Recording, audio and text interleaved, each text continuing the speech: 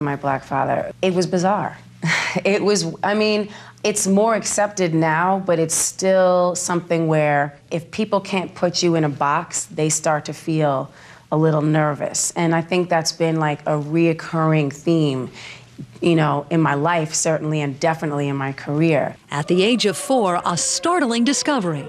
The voice had begun to emerge.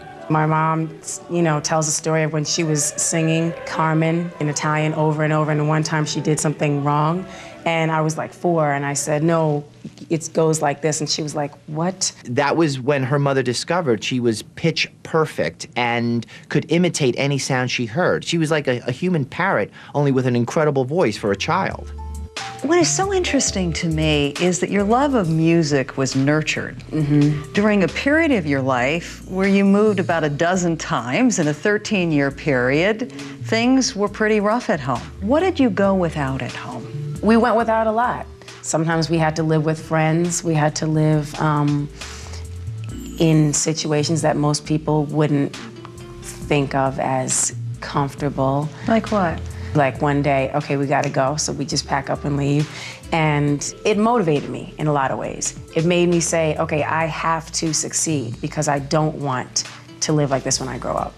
In 1987, with a high school diploma and 17 years of opera, gospel, and R&B tutoring, Mariah Carey packed a bag and headed to New York City. She wanted to be a superstar from a very young age. Yes. When did you hear her tell you for the first time, Sean, I'm going to get out of here, I'm going to make it big? As long as I knew her, I knew that she was going to make it big. She didn't have any other choice. Coming up, a Cinderella story, the emotions behind the making of Mariah. I love you. And later, the fairy tale marriage with a not-so-happy ending. It was very much about don't do this, don't say that, look like this, look like that, don't sing this way, sing that way, and anything else you do is wrong. We now return to People in the News.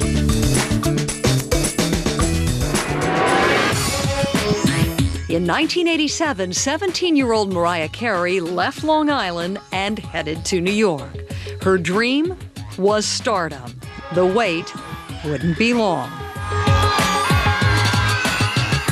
I think the audition was like about 4:35 in the afternoon. Mariah showed up about 1:32. Just months after arriving, a want ad caught the teens' attention. 80s dance queen Brenda K. Starr was looking for backup singers. And I asked her, well, why would you want to sing background for me? She says, well, honestly, I've taken my demo to several record companies, and they say that I have too much of a Whitney sound, and they won't give me a deal. And I was like, well, their loss and my gain. She was really, really cool to me. She really treated me like a little sister, and she knew like that I didn't have a winter coat. I bought her sneakers, I bought her boots, I bought her food, and I always try to give her extra money. She was like, no, that's all right. I was like, take it. In the coming year, Mariah survived on those handouts. But all would change on a Friday night in November 1988. I said, listen, I'm going to this party tonight. Do you want to come with me? Because there's going to be a lot of people in the industry. Just bring your demo and I'll pass it on. So I said, okay. I borrowed a dress from her. I borrowed everything. The only thing that didn't fit were the shoes. It was a typical music biz get-together. And as Mariah eyed the free food, Sony Music's new president eyed the crowd. His name was Tommy Mottola. Tommy Mottola was a 43-year-old record executive with incredible credentials, tremendous amount of respect. This is a guy that was famous in the mid-70s already as an up-and-coming wonderkin. He was a big, big deal. He was like, who's your friend?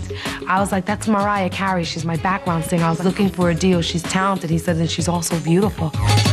So he gets into his limo, pops the tape in, starts driving back home, and realizes he's hearing something incredibly special, turns around, goes back to the party. But we were gone. It's very Cinderella.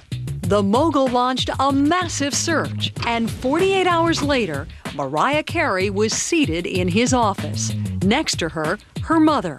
In front of her,